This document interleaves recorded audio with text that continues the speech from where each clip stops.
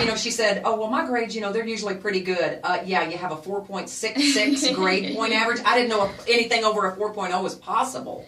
Yeah, our grading system's a little odd. I'm an IB student, so a lot of my classes are weighted, and so we go a little bit above the 4-point scale. So.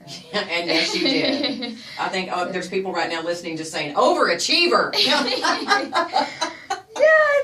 there's a lot of times when I don't go out with my friends when I'd like to, but it's paid off big time. Because, you're going to be at West Point Academy, 50 miles from New York City, so I'm sure you'll have some opportunities to go out once you get there.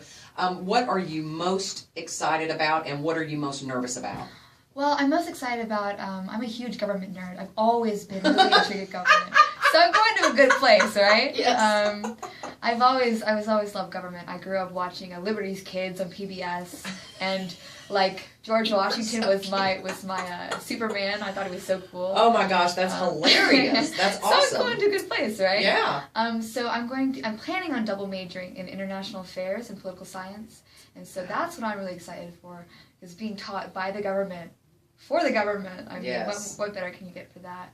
And I think the thing that I'm most worried about is working out, because although I am kind of an athlete, I do work out a lot. The rigor there for academics and commitment and athleticism is way above whatever I've been put up to the test, and so I think I'm a little bit nervous about that, but I'm just going to take it step by step, day by day. One bite at a time. I'm still so flabbergasted that I know right now that I'm going to West Point. It's been a year-long process, and so there's always been kind of the 50-50 chance if I do go, and then if I don't, and what backup plans do I have in place for that.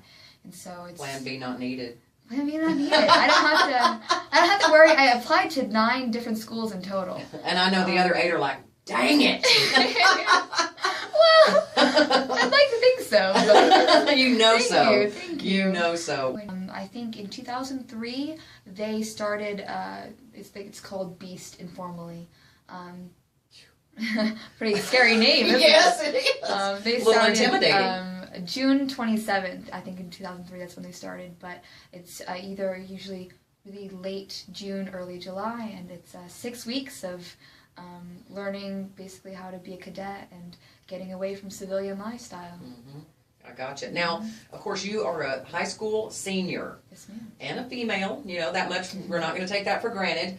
Going to West Point, when did all of this start in your mindset? When did you start loving the government so much and, nerding out to PBS and, George Washington? Well, okay, so this is kind of a long story. But I wanted to be a garbage truck driver when I was 5.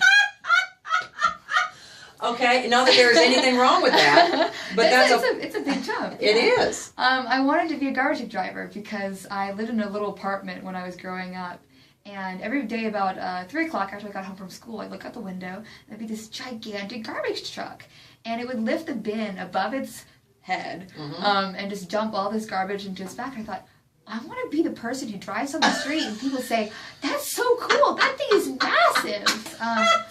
And then I realized garbage is really gross. It's a dirty job. It's a dirty Dana, job. Yeah. And then the Star Wars movie came out, and I saw Padme Amidala, and I thought, her wardrobe is great.